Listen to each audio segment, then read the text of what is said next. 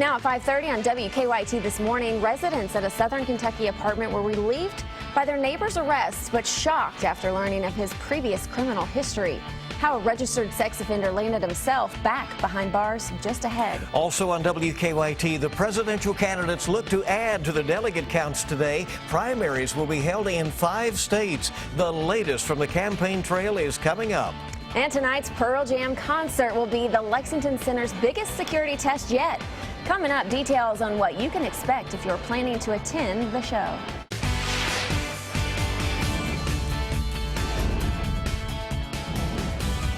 This is WKYT This Morning. Kentucky Morning Start here on WKYT. Good morning to you and welcome. I'm Bill Bryant. And I'm Michelle Chamberlain. Thanks so much for joining us. And it's going to be one of those days where we're going to see rain again. Yeah, it's been a while. You know, we've has. enjoyed a lot of sunshine and great days, but we need some rain, of course. April showers bring May flowers after all. And let's check in with meteorologist Micah Harris. Yeah, we always need the rain, right? Since January 1st, we haven't seen a lot of rain. I mean, it's actually been 3 inches below average. So we will take the rain when we can get it. And you know what? Some spots by Thursday could actually have some rain reach about 3-inch mark. So yeah, a lot of rain is headed our direction. We're in the 50s and 60s. Right around the afternoon, 80 degrees. It's another warm one, kind of like yesterday, the way it felt yesterday. Basically the way it's going to feel today. But during the afternoon, it's a couple of rumbles of thunder. During the evening and night, it becomes widespread. I'm going to show you the timing on that hour by hour in just about 10 minutes. Then thank you. Let's get to the news. A registered sex offender is back in jail this morning in Laurel County after a complaint to police led to an investigation. Police say that 41-year-old Samuel Nolan was not complying with state requirements for sex offenders. WKYT's Mark Barber is joining us live from our live desk now with more on what led up to his arrest. Mark? Good morning, Bill. Deputies say that the Peeping Tom did not tell authorities when he moved 40 miles away from his home in Perry County that was listed as his address on the sex offender registry. Investigators say that Samuel Nolan then flew under the radar in Laurel County for 3 months before someone caught him looking in their windows. The 41-year-old has been flagged on the sex offender registry since he was convicted of molesting a child in Indiana. According to state police, sex offenders are required to tell their probation office when they're moving, so the new criminals, or rather so their new neighbors, can be aware of the possible danger. Nolan was arrested early yesterday morning after Laurel County deputies were called to an apartment complex on County Farm Road. Someone called for help after they spotted a man looking in others' windows. It's really shocking and unnerving. You want, to have good neighbors and everything, and but I'm just glad it's took care of. Nolan is now in the Laurel County Detention Center. He's charged with trespassing, drug possession, and failing to comply with sex offender registration. From the live desk, Mark Barber, WKYT. Mark, thank you very much. A teenager is facing assault charges after police say he attacked his girlfriend. Somerset police arrested Jonathan Reeves yesterday. Police say Reeves and his girlfriend got into a fight at a home on Jasper Street. The girlfriend was treated at the scene for injuries. Police later arrested Reeves, who had run off through a neighborhood. A man accused of killing his wife in southern Kentucky has entered his plea in front of a judge. 29-year-old Joseph Jones pleaded not guilty to murder in a Wayne County courtroom yesterday. State police say Jones killed his wife, 28-year-old Rachel Jones, and put her body in a well on Tobar Road near Monticello. Court papers filed say Jones called 911 Friday morning saying he had killed his wife 2 days before. He even told the dispatcher he did it because his wife was going to leave him and he didn't want her to, so he strangled her. According to an arrest citation read in court by the judge, Jones dropped the couple's 9-year-old son off at his sister's house on April 22nd. It also said Jones went to Mississippi before coming back to Kentucky. He was arrested on Saturday. The search will continue this morning for the killer or killers of 8 family members in southern Ohio. 8 members of the Roden family were shot in what police call execution style on Friday morning in Pike County, Ohio, that is south of Columbus. Investigators call the murders pre-planned. Ohio's Attorney General Mike DeWine says he is not releasing many of the details about the investigation. DeWine says he wants to keep the shooter guessing. Family members are panicked at not knowing who did it. All of us is torn up and you know what I mean, kind of freaked out because we don't know there's still killers on the loose or killers. Investigators say they found marijuana operations at 3 of the crime scenes, but they didn't say if the deaths are linked to the drugs. A teenager is recovering after police in Frankfort say he was shot while he was sleeping. Police say 19-year-old Jordan Metz was in his bed in his apartment on Centennial Drive when a bullet came through the ceiling and hit his leg. Police believe someone in an upstairs apartment accidentally fired a gun and the bullet went through the floor. Now, family members say Metz suffered a broken pelvis but is expected to be okay. It could have been worse. It could be looking at him. He could have been killed. And it's really a scary thought when you have to wake up and you find out, realize that you have been shot. Frankfort police spent several hours searching the apartment where they believe the bullet came from, but no one was there. Police are still tracking down those responsible for the shooting. The time is 5:35 on WKYT this morning, and a new report shows children in Kentucky lead the nation with the highest percentage of parents behind bars. A report by the Ann E. Casey Foundation finds 13% of children in the Bluegrass State have had at least one parent incarcerated. That doubles the national average of 7%. There are several factors for why Kentucky has such a high percentage of parents locked up, but the report indicates most of the parents are behind bars for non-violent offenses. Hundreds of protesters gathered outside the North Carolina state capitol to demand that the state's controversial bathroom law be repealed. Now, activists arrived at the Capitol yesterday morning with petitions signed by more than 200,000 people. Other protesters staged a sit-in inside the Capitol building.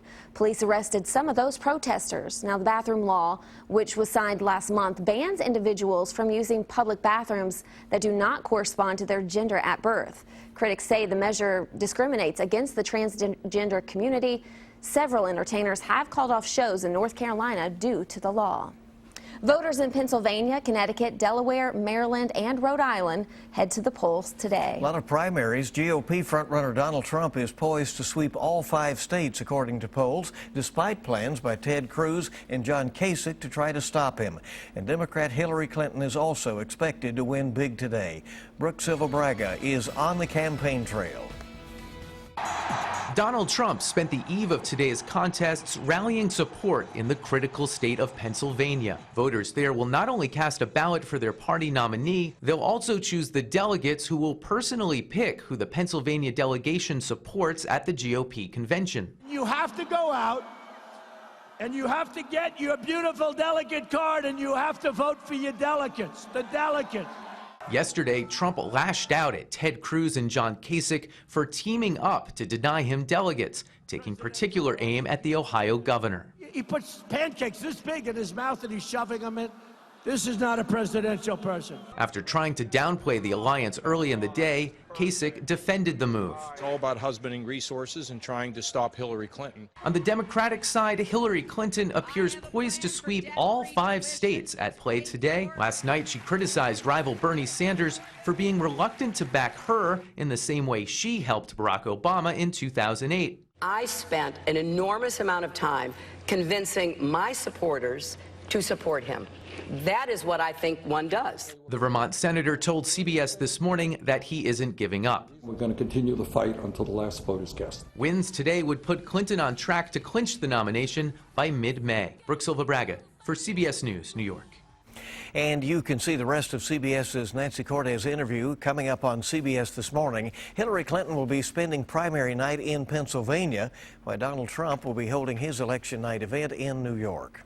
Fox Sports reporter Ann Andrews has settled her lawsuit against the hotel owner and operator that allowed a stalker to secretly film nude videos of her. Now, the terms of the agreement are confidential, but last month a jury awarded Andrews $55 million in damages, with the hotel responsible for paying nearly half of the cash. The stalker, who spent 2.5 years in prison for the tape, was held responsible for the remaining award. Andrews, who was working for ESPN when she was secretly being taped, filed the lawsuit saying the video had caused her 7 years of trauma. Strong winds are being blamed for an iconic symbol of the bluegrass nearly injuring motorists in California. This is nuts. I was like, yikes, I'm 6'3" and this thing is bigger than me. This was Jamie Lamb's reaction after a Long Beach KFC's bucket. That's a sign that nearly fell on her while she was in the restaurant's drive-thru line yesterday afternoon. Witnesses say wind gusts topping over 50 miles an hour forced the sign off of its foundation.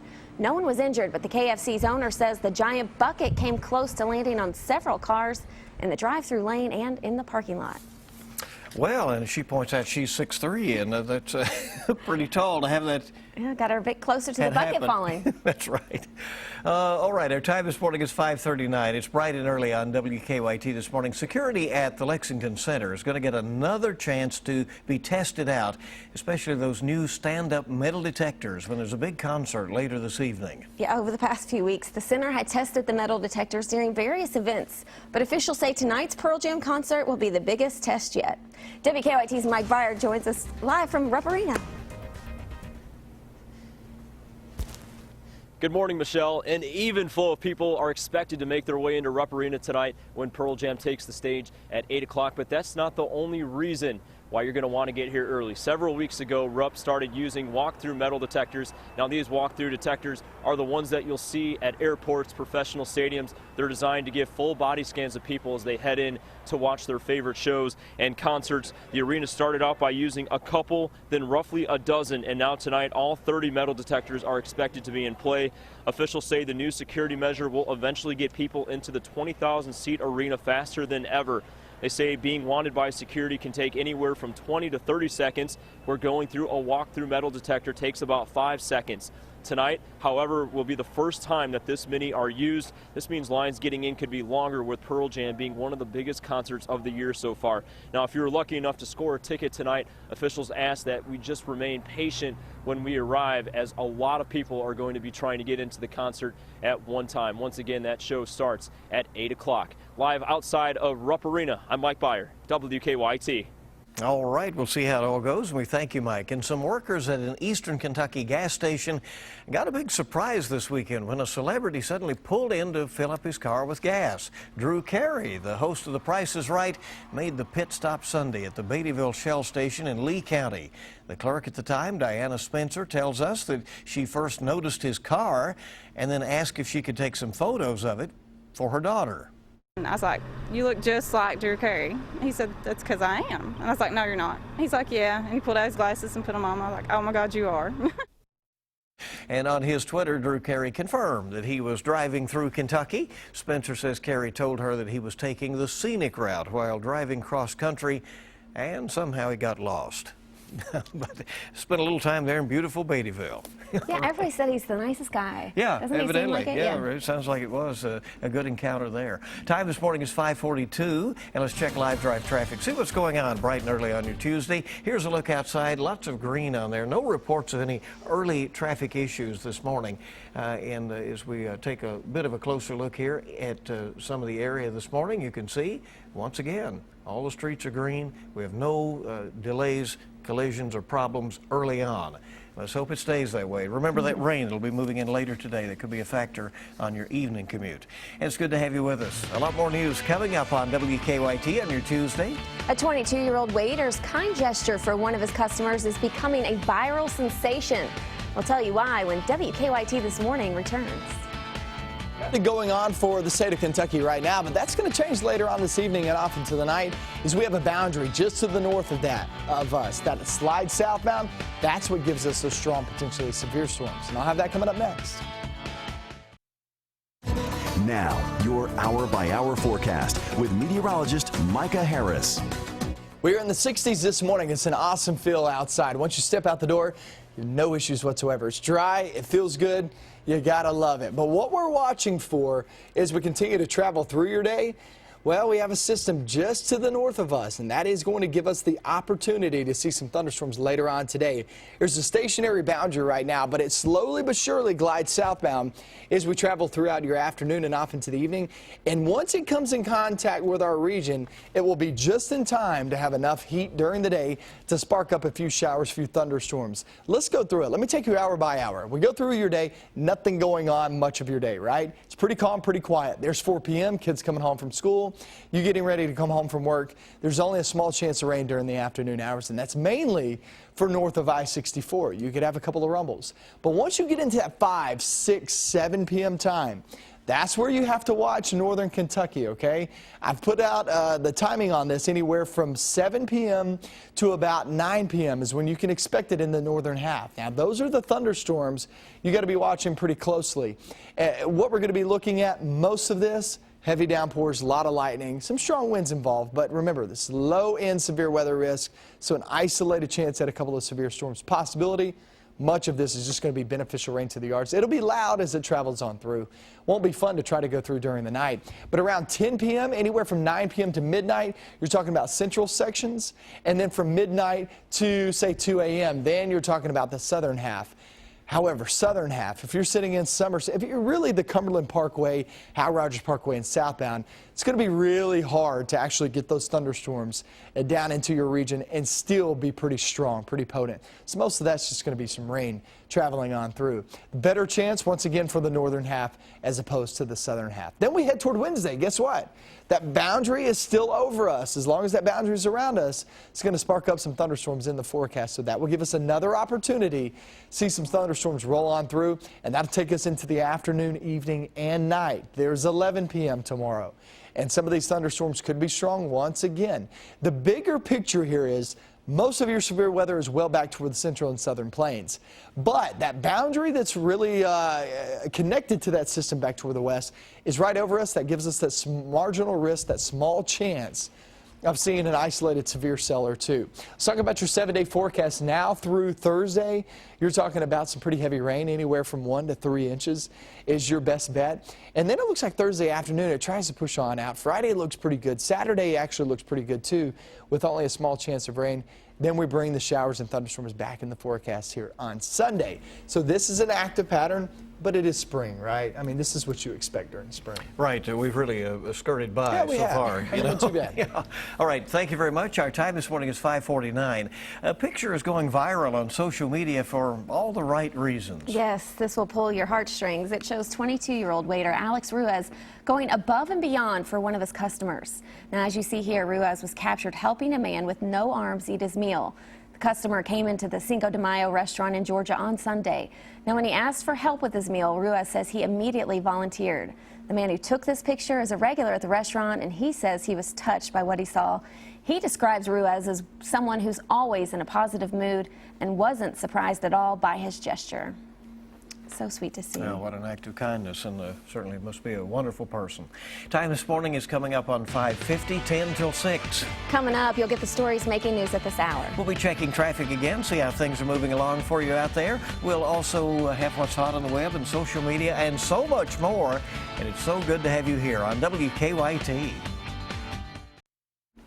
Good morning. Welcome back to WKYT this morning. Our time is 5:53 as you rise and shine. Get ready to go on a day that's going to end with storms, it sounds like. Yes, it's going to. Let's take a look at some of the stories we're working on at this hour. A Louisiana search team is to return to southern Kentucky today, and they're searching for Clarence Thomas, that's Clarence Holmes, rather, who disappeared on Laurel Lake back in 2012.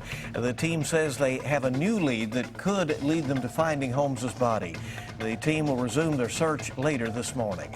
It's a big day on the campaign trail. Voters in 5 northeastern states are heading to the polls today for primaries to decide who should be their party's presidential nominee. GOP frontrunner Donald Trump is poised to rack up a majority of the delegates at stake today on that side, despite recent plans by Ted Cruz and John Kasich to try to derail his bid. And Democrat Hillary Clinton is also expected to win big today, putting her even closer to clinching the nomination over Bernie Sanders. It's going to be very close to see if she does that before the Kentucky primary May 17th. In southern Ohio, a manhunt continues this morning. Police are looking for suspects connected to the killings of 8 family members. The victims were executed at 4 different locations last week. Police say marijuana growing operations were discovered at 3 of the crime scenes. Your flu vaccine may work better at certain times of the day. That tops your morning's health headlines. British researchers have found that flu vaccines may be more effective in the morning.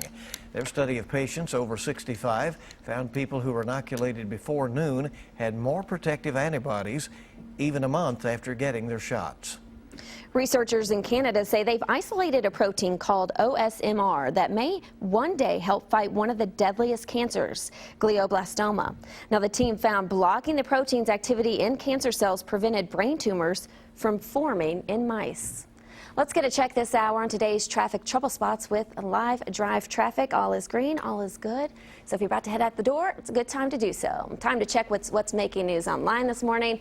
Bill joins us now with what's happening on the net. Yeah, wherever you're headed today, we'll have the latest for you on WKYT.com. Right now, we're keeping a very close watch on weather.